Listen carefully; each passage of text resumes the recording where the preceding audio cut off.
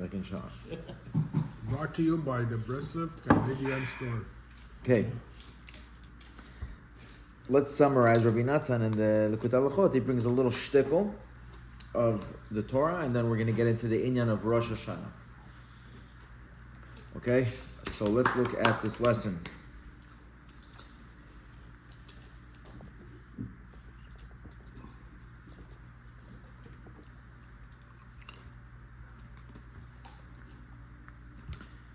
Okay, teshuvah. Teshuvah, here we are talking about the internal psychological state of teshuvah, not the halachic technicalities of teshuvah. Making this introduction just to differentiate the traditional association we have with here teshuvah is what the Rambam lays out, and the Rambam is speaking about the halachic obligation of teshuvah insofar as it relates to the mitzvah of teshuvah that Hashem gave us and how to fulfill that obligation. As a general rule, Rebbe Nachman doesn't disseminate halachic teachings. It's not his thing. Rebbe Nachman is before halacha. Rebbe Nachman is looking at the makeup internally of our souls, and he's talking to that. Halacha is something that's a fact that is hard written, and what Rebbe Nachman said, whatever it says in halacha, you don't budge. We know what to do. Yeah. What does it mean? Exactly. But you always have to keep doing what we're supposed to do, whether we understand it or not. That's very important to remember. We keep doing what we're supposed to do. If we understand it, great. If we don't understand it, we still keep doing it. That's the Nasiv and Ishma. But here, in this context of teshuvah, we're looking at what does it mean? What does it mean for myself? Rosh Hashanah is coming. We know Elul is coming. It's a time of teshuvah. What does this mean? What am I supposed to do? What's going on? Okay? So with that introduction, let's get into the specifics. Ubekitsur, this is Hilchot Rosh Hashanah Daled, based on this Torah. It's fine, you can have the Torah open, we'll keep referencing back the Torah. Ki I efshar liskot lechavod eloki ela al yidei teshuvah. We learned that teshuvah comes in regards to this topic of kavod. Okay? Kavod? Kavod. Kavod, simply put, is the desire for every human being on a most basic level to feel valued, to feel respected, right? Someone's talking to you and you ignore them and they ignore you, already that touches a person's kavod, right? On a very basic level. Before we get into like the extreme levels of like politicians, just regular human beings, we all desire and seek some validation for our existence. There's these pranks or these skits where people act like that person doesn't exist. You ever seen these things? And they'll just talk and the person doesn't know what's going on. And they'll be as elaborate as possible over 24 hours or whatever. Yeah, they have these like skits, these like old-fashioned skits. Like the person's there, nobody talks to them, they act like it doesn't exist, they walk by him like he's a ghost. Stuff like that, right? So that really addresses this point in ourselves, like I exist. I am a real person and I exist. And how do I know that I exist? What's validating my existence? So on a basic level, you talk, someone listens, he answers. That's a basic validation. How he talks to you, how you're addressed, the honor, the respect. It's a huge spectrum, but all that addresses this point, what is referred to as kavod. So that's the baseline here. But in Torah Vav, Rebbe Nachman says that when this comes from other people, when other people are validating our existence to any extent, it's referred to as kavod melachim. It doesn't actually serve us well. It just builds an exterior shell. Some people may refer to this as ego, an exterior shell, and it doesn't address who I am. And this shell may grow and grow and grow, but this type of kavod, one that comes from other people validating our existence, doesn't serve me well. In fact, it creates a barrier between me and Hashem, and it creates a distance, and a person gets into a state where he begins chasing this feeling. Very, very recognizable, especially in today's day and age. We don't need to physically chase it. We could do it on the internet with social media. It's very easy to see how people... It's funny you mentioned people but one thing just comes to mind. He's like, well, look what I'm having for dinner tonight. Look what I'm having for dinner. Yeah. It's like the world cares. Well, whether the world cares or I not, think my grass grew from last week. Wow. it's funny, right? It's funny, but the person doing it is people just like me and you, and they're doing it anyways. Which is not an indication there's something wrong with the person. It's just an indication that this is a Trying to very sell food products like craft. That's a different story. No, we're talking basic. The Right. person is not caring about the food necessarily. He's using the food, and what we're saying is, please look at me. Please validate my existence through this food, through this YouTube Loud video, music that I play through in this my loud music car. I'm driving on the street, whatever. There's 100 different ways, right? That's called Pod Melachim. So what do you want? What are we supposed to do then? We're hardwired to seek this out. What are you supposed to do? So the alternative, Rebbe Nachman suggests, the alternative to this is what we're really looking for. Oh. In fact, this is just a placebo. When we say look at the food I'm posting on Instagram, when we say this, it's a placebo to something deeper. That means there's a deep desire for kavod, but by the time we address it, it's already entered into the wrong seeking method, and what ends up happening is we get a placebo which actually never truly validates it, which is why we're put into this permanent, you can never get enough. So the guy validated, okay, I'll look at your dinner. Yalla, now you're relaxed? No, not relaxed, right? That means it's not really addressing it. So what does address? What are we really looking for? What is actually addressing? That he refers to as kvod elokim. Kvod elokim. Something that, this feeling, but it comes from Hashem, not from people. And a key distinction between the two is that when it comes from people, it comes with an investigative element, which means it's conditional. The person giving it to you is assessing whether you deserve it.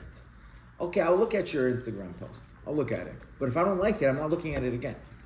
I'm going to unfollow. I'm not going to like it, or it better be good. What am I getting? If I like yours, you're going to like mine. It's a lot of conditions, right? It's always conditional, and that's a basic level. But if it's like on a politician level, it's like, who are you? Why should I give you the honor? Why should I vote for you? It's a lot of conditions. And the more honor that is demanded, the more conditions it comes. This is referred to in the Pasuk as chakor davar. Chakor means to research, to assess. Who are you? Why should you deserve this honor? But the honor that comes from Hashem is unconditional. Kvod Elokim haster davar. It's private. It's between me and Hashem. Hashem is not conditioning it on anything. Why? Because it's an honor on me and who I am, not on what I did, and who I am. The honor that we get from people is an honor on what I did. He did this, he did that, you made me laugh, you made me happy, you made me sad. It's an honor that's conditional on a certain set of behaviors that may appease people. Whereas the honor from Hashem is saying, listen, I created you because you deserve to be alive. That's it. You didn't do anything. You were nothing. I made you. And that feeling that Hashem validates that you deserve to be alive is the deepest feeling of kavod. So, the question now becomes, okay, how do I get this? How do I feel this? How do I access this place? Okay? So this is where we're going to look at today. V'i efshar liskot lakavod hazeh. Okay, od bet in Likutei Moharan.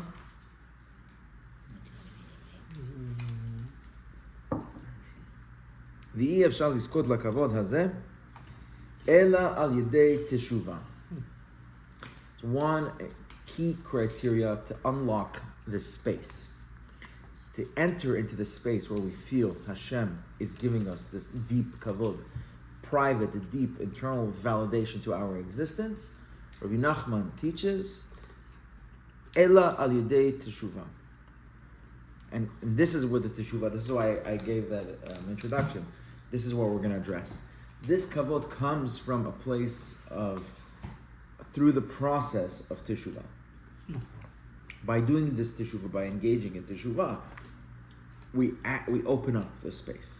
That means, what he's saying here is whatever the teshuvah is, to be defined, what it will do to a person, it will open up this channel between the person and Hashem, where we, all of a sudden feel that I deserve to be alive. Not because someone gave me a compliment, not because I just feel in my heart that Hashem is telling me, Hashem is telling me you deserve to be alive. I didn't do anything, nothing. So this is what teshuvah does. The teshuvah that he prescribes throughout Torah Vav gives us this feeling in our heart, I deserve to be alive. And it's not someone else telling me that, it's Hashem telling me that. And it's a very, very deep feeling that it will quench and remove the other pursuit of kavod melachim. Right? Because it's this need is being addressed at the most internal level. Okay. So now the question becomes, Mazeh Teshuvah.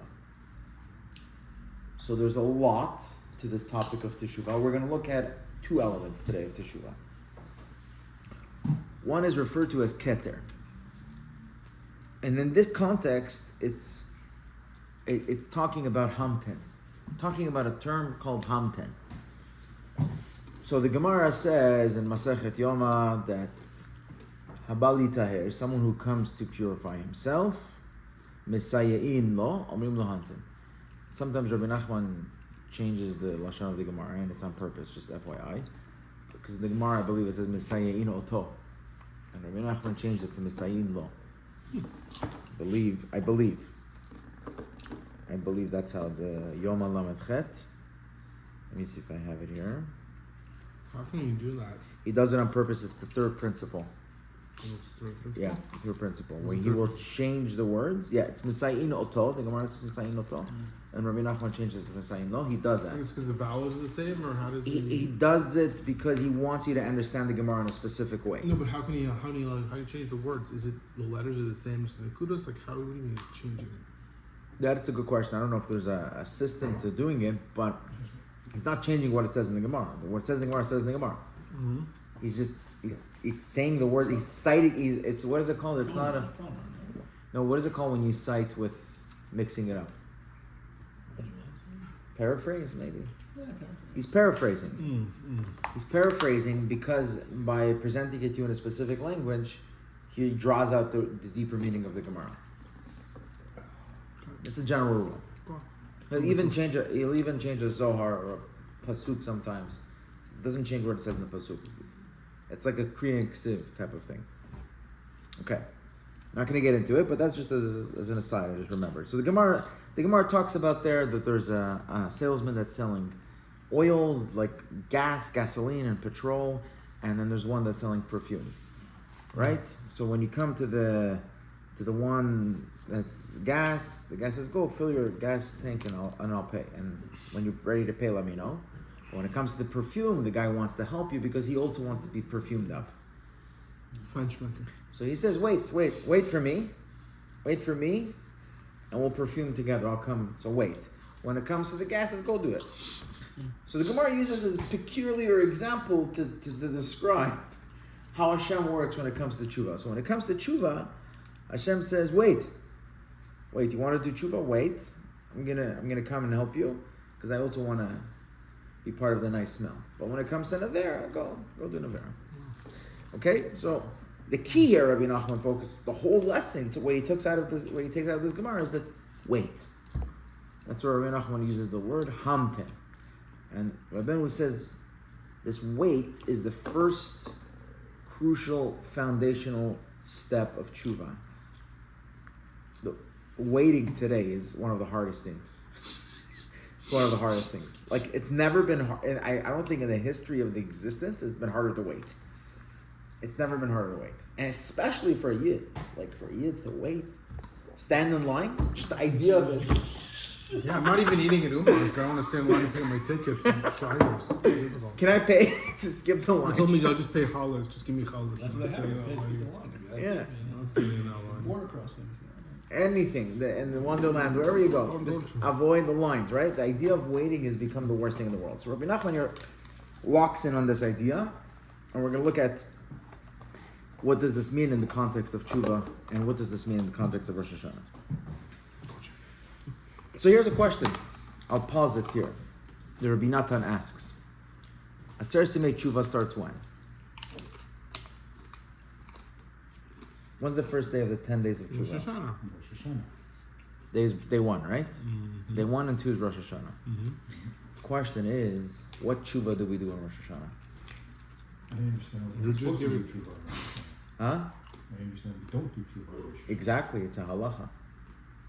You're taking, maybe I heard this before, you're taking all your teshuvah that you did, and now you're changing it over to covered malachim, maybe.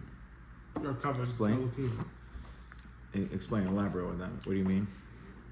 Because the teshuvah was the waiting, you were doing the teshuvah, and then now you're kind of channeling it up, like to Hashem.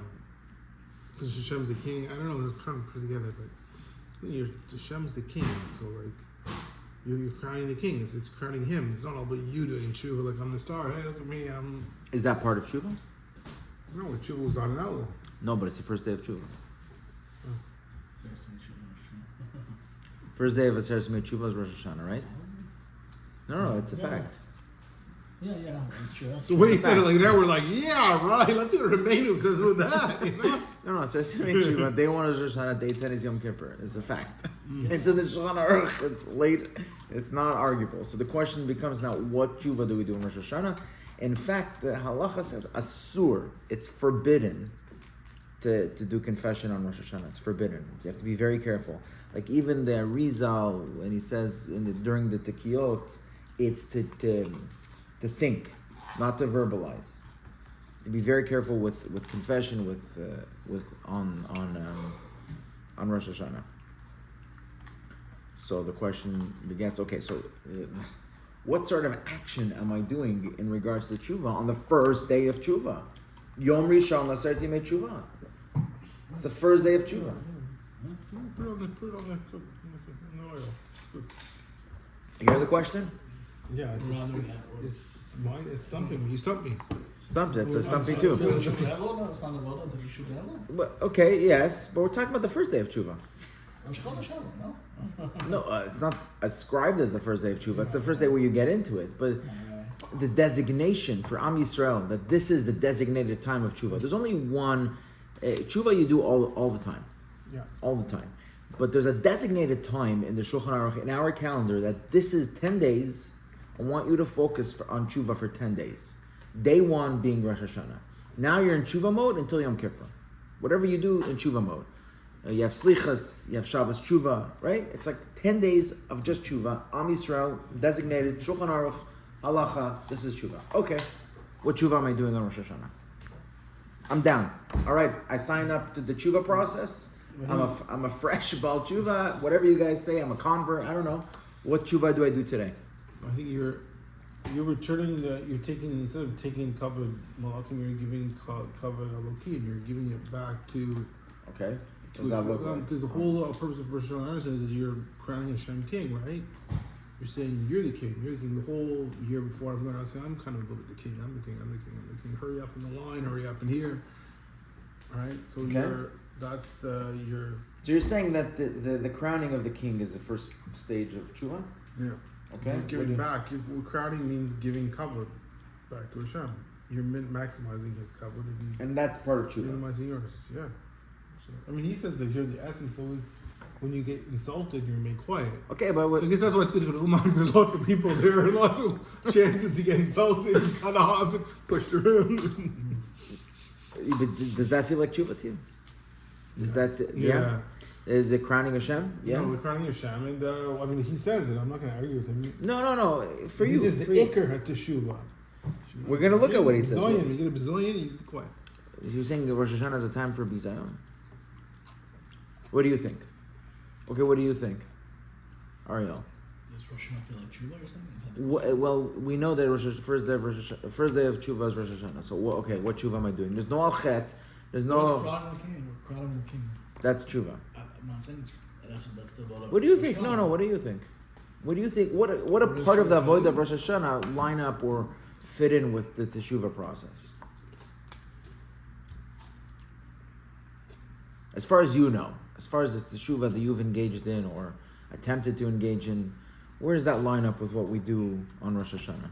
If you're telling me, listen, there's not really an avodah of tshuva Rosh Hashanah. Good question. Yeah, and the whole month of Elul, I feel like The whole month of Elul, but the designation is on Rosh Hashanah. Well, first of all, you're davening a lot more than usual, so that's kind Fine. of tshuva. Davening is not necessarily tshuva. No, what is tshuva then? Good. Okay. Good. We're gonna sit and we're gonna let the question hurt us a little bit. What do you think? You hear the question? If you don't have a good chassan and a dog, it's, I don't know. Do you do teshuvah on Rosh Hashanah? Do I do teshuvah on Rosh Hashanah? Am I confessing something? I don't know.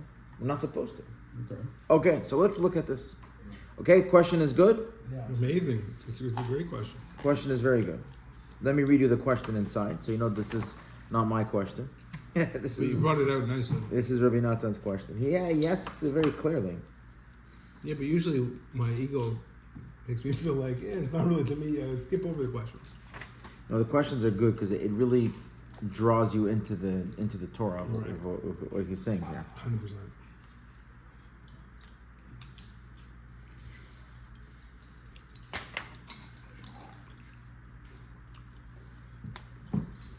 Okay, here.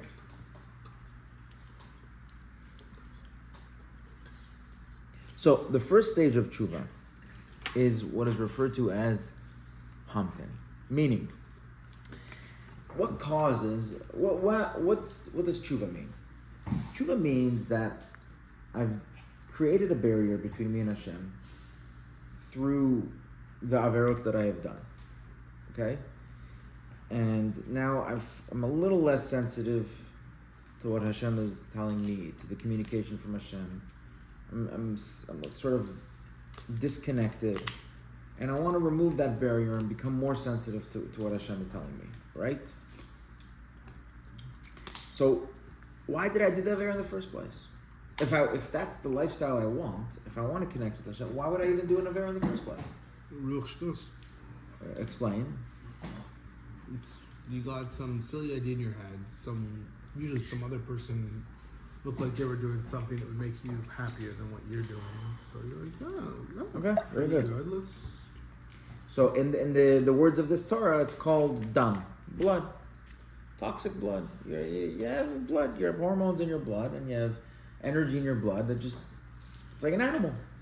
You ever see an animal? Animal just like hungry, he eats. Like what makes him do that? Where's that operating system happening? In the blood. So Rebbe Nachman says we have that in us too. We have the blood. Yitzhahara is, if you had to identify the physical location of the Yitzhahara, it's in our blood. That's where he resides. It's all in the blood. So when the Yitzhahara is in our blood, which comes out of the left ventricle, that's it. Now we have a passion, hunger, ta'avot, different desires, hedonism, and all its shapes and forms starts to get activated, and a person does an avera. Does he want to? No. The blood took him to that place.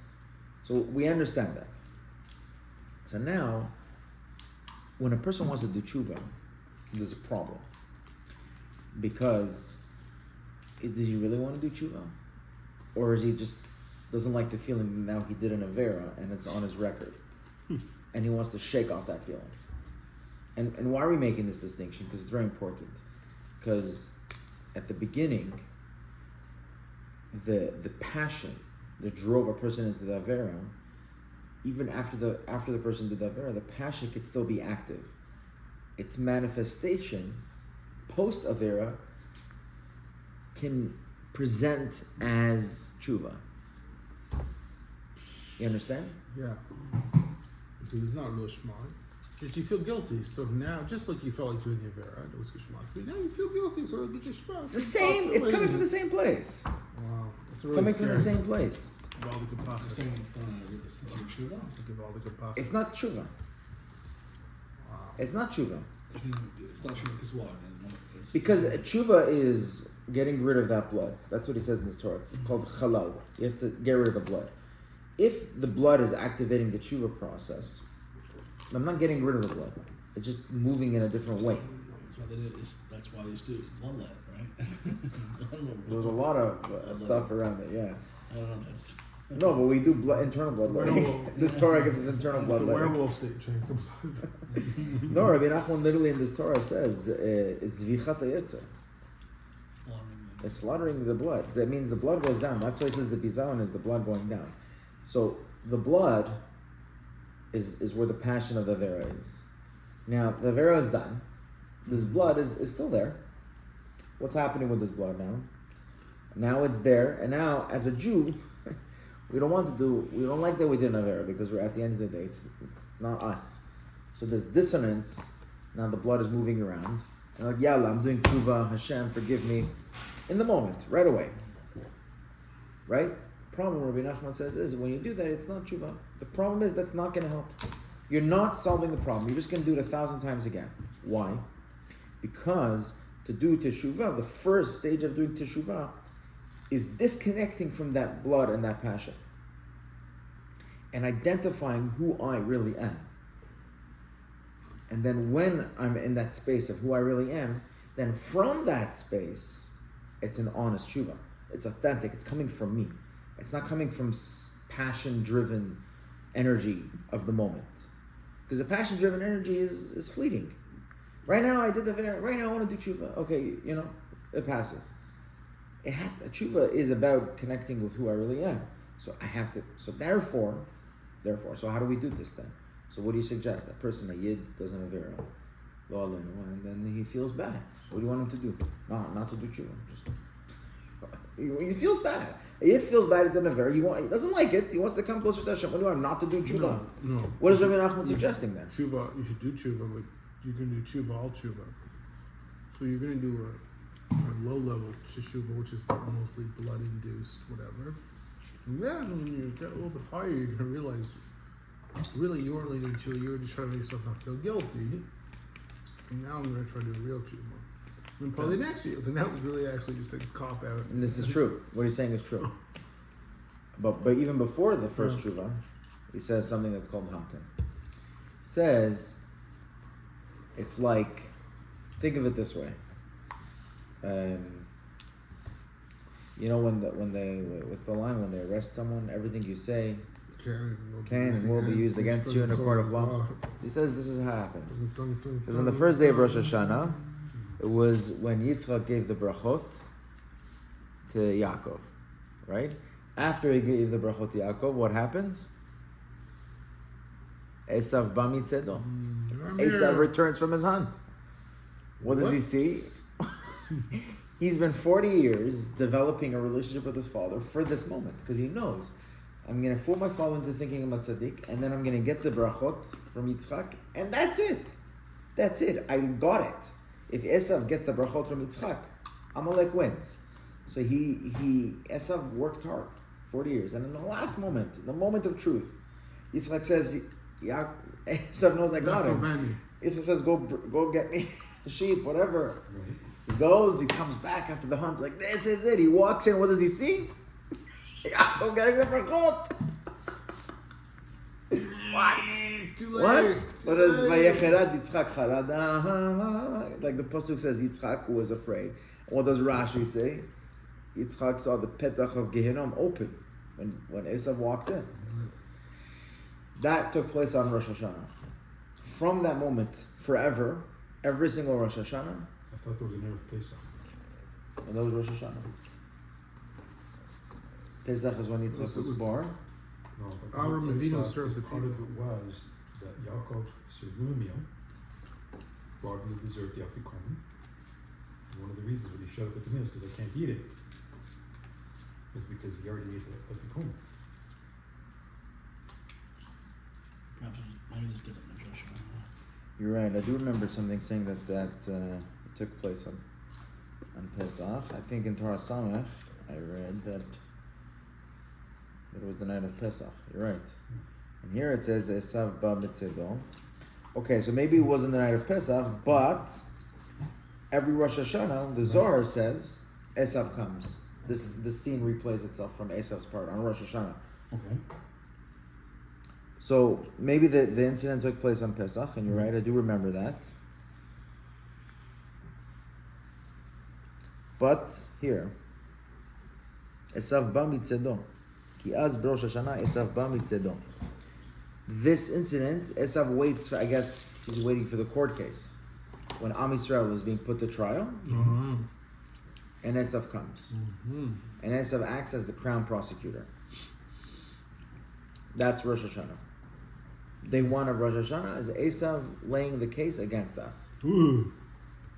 Okay, that's the first stage of teshuvah. So, in any scenario of teshuvah playing out, there is an element of the prosecution laying the case of what I did wrong. In that moment, the fire is still alive of what I did wrong. The evidence is there. You did this. They say, careful what you say. Right? Careful what you say in that moment. So that's called Atchalat teshuvah. Atchalat teshuvah, the blood is still alive. Everything is still in fire. The blood is testifying against me. I can't do teshuvah at this moment. I can't. I need to get out of that space where the prosecution is dominant. I need to get out of that space, both internally and in a court case. So that is what is referred to as hamten. Hamten is it's more than waiting. It's the most internal process of connecting to who I really am. Because the fact is, as Yidden, we have nothing to do with Averot. We have no shayachut to any Averot. Nothing to do with us. But we need to be aware that it has nothing to do with us. We need to feel that it has nothing to do with us. Because clearly I did it, right? So what happened? Did the person do that Avera? Does he have something to do with it or not? But he needs to feel. We need to feel that. We need to feel that it's not just that it's not my fault. It's not me. It's not me. That's called hamten. It takes a moment. It's not even reflecting. It's not cheshbon nefesh. Cheshbon nefesh is analyzing my behavior. This is not even about analyze. This is like identify the space in you that has nothing to do with that avera. Right? Because right now I'm in a space that has something to do with the avera. I need to get away from that space. Is there a part of me that is allergic to that? Where is that part of me? Is it dormant? Where does it exist in me? I need to go to the space. I need to go to the part of me that has nothing to do with that behavior. That takes time. That is the step one of teshuvah. And that space is a space of kvod elokim. That's a space of kvod elokim. Meaning? The feeling that I have nothing to do with teshuvah is a feeling of kvod elokim. You mean nothing to do with the Avera? Sorry, and like the Avera is the feeling of kvod elokim. That's why you see Shiny and he has nothing to do with the Avera, so you see Kavod Elokim on him. Instantly. No one questions it. No one questions it. No one Yeah, questions. It's automatically. It's unquestionable. Automatically. And that goes internally too, within ourselves. Boom. You'll feel amazing when you realize I have nothing to do with the Avera. When you feel it, realize I have nothing to do with the Avera. It's an amazing it's a feeling of shame. It's a feeling of brokenheartedness, but it's also an amazing feeling that has nothing to do with me. So how do you... Because the Avera carries so much heaviness and sadness with it. Yeah. So when I disconnect from the Avera in the act of identifying with myself, I disconnect from the sadness and I realize it's not me. That is what happens. That is the first stage of teshuvah, and that is what happens on Rosh Hashanah. That's the avodah of Rosh Hashanah. And that's why we don't do traditional teshuvah on Rosh Hashanah, but it's still the first 2 days of teshuvah. Because this is what happens Rosh Hashanah. That's the hamten takes place on Rosh Hashanah. The first 2 days of Rosh Hashanah is this. Is getting into the space in my makeup of who I am that has nothing to do with the averot that I've potentially or possibly engaged in. I'm not that. But Yisrael is like, yeah, but you did it. You spoke So it's an avodah. Whatever, but like, well, who was that then? If it wasn't me, what was that? No, that's analytic already. You're already doing cheshbainis. I've been led for shy. Don't do the cheshbainis. Just be aware that you feel that there's a part of you that's not that. Just feel that part of you. So then now you have to go into the part, you have to start feeling it. It's not an argument, it's not proving to yourself. Don't worry, the proof is there. You're a yid, it's no shaykhs to you. Okay? Don't worry about the proof. That's enough. Okay? It's no shaykhs to you. You don't have to prove it. It's there. It's no shaykhs to you. Now the question is, okay, yeah, I did it. So now it's a matter of going from the space of the dam, of the blood, of the passion that pulls me into the averot, and climbing out of that space to the space I have nothing to do with that. Even for a moment, for 5 minutes. There's 5 minutes of the day, and you have that. We have that as it, like you have a, tikkun haklali olami, whatever it is. You have a moment where you feel who you are. You're like, averas have nothing to do with me.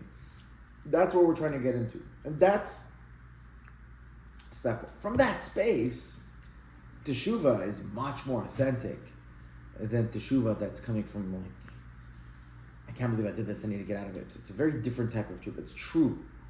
It's authentic. It's you speaking like, you know what? I don't want to be that. I don't want to go back into that space. Right now, and now I'm doing teshuvah.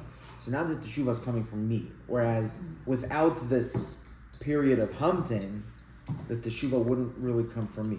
It would come from some sort of passion-driven need to be perfect type of space. That type of teshuvah. It's very different. Any questions? So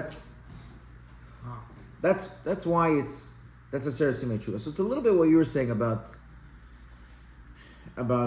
crowning Hashem, because there has to be a deep awareness that Hashem is the king. It goes part and parcel with that. There has to be a deep awareness. You can't do it without Hashem.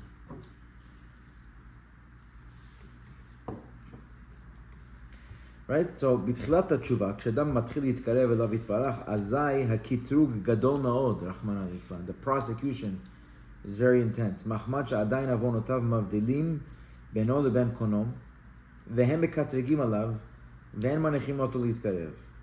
ואז מגודל הקטרוג, אי אפשר לדבר שום דיבור לפניו יתברך. Can't talk. The prosecution is so loud. Everything we say in that moment, the blood says, yeah, you're right, you did that. It's automatically against us. V'dibur hu mehadamim.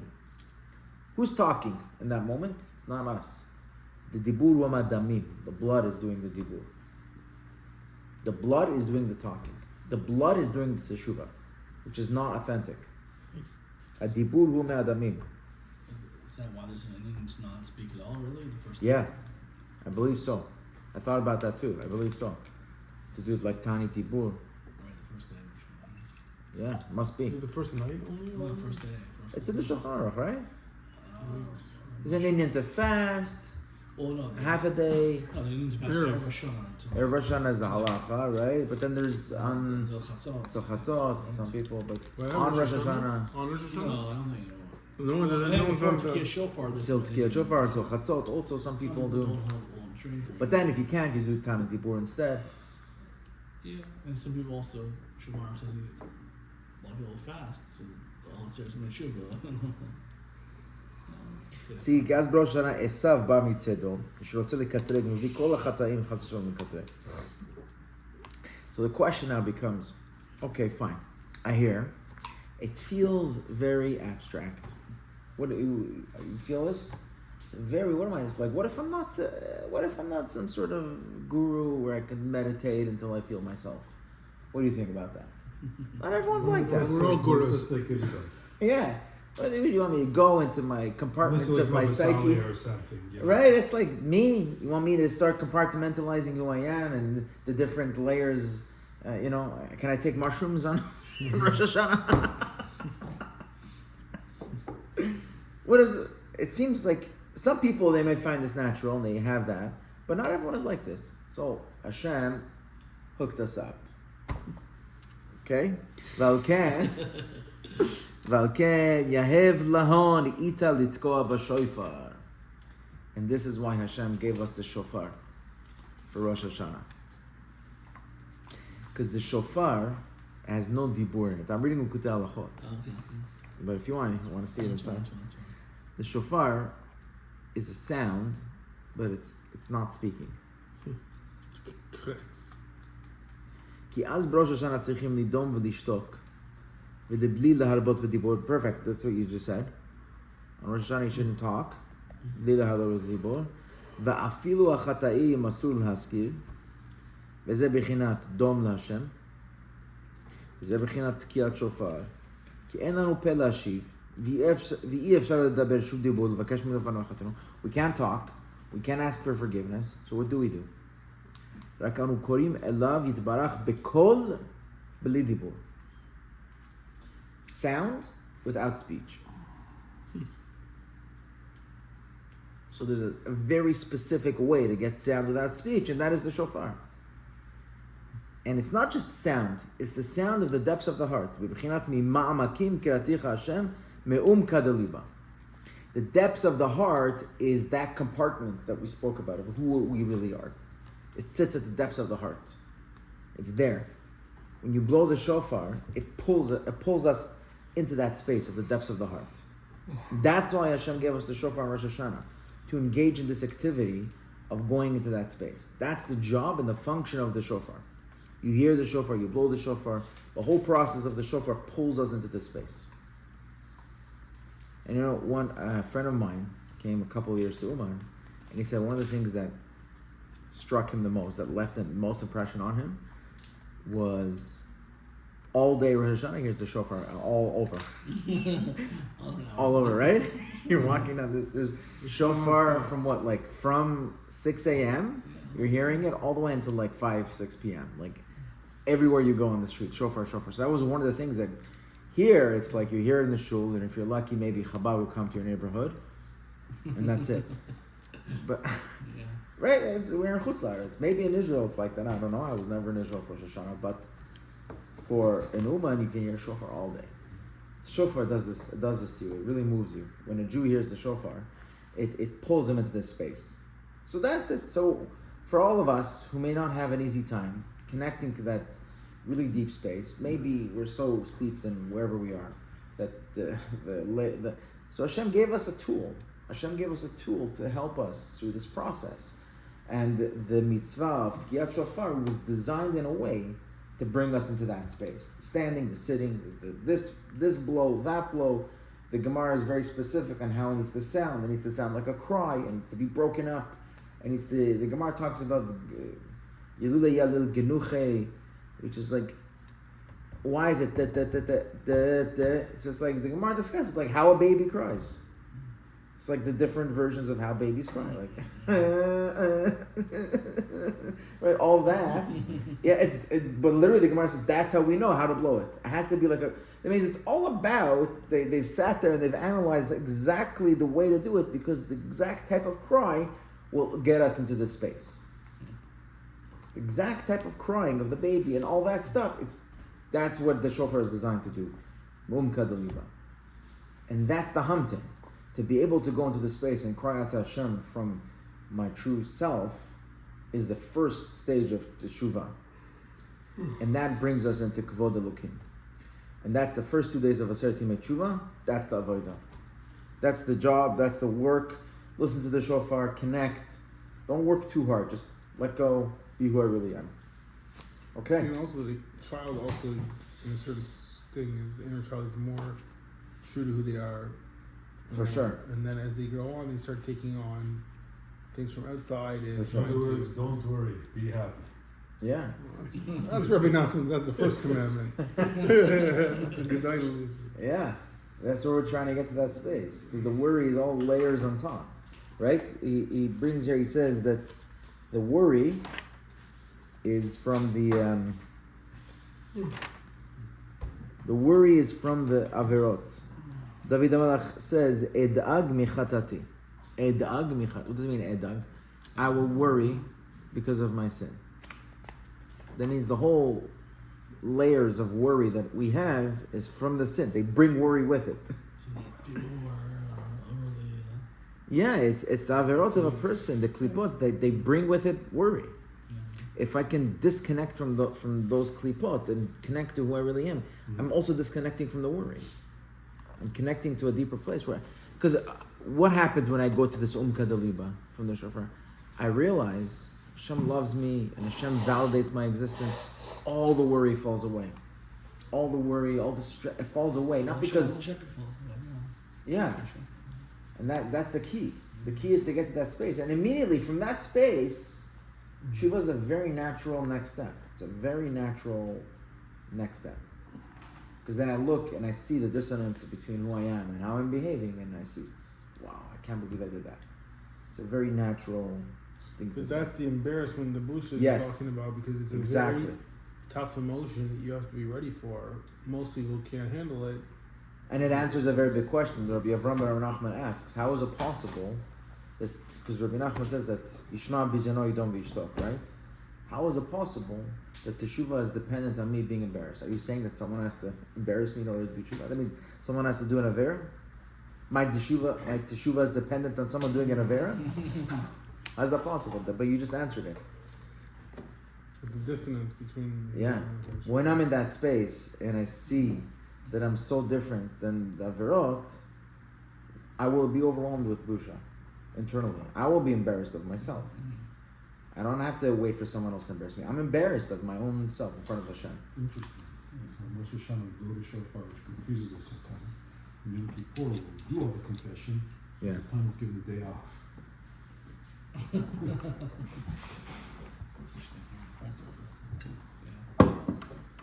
Okay, we're ready for Rosh Hashanah.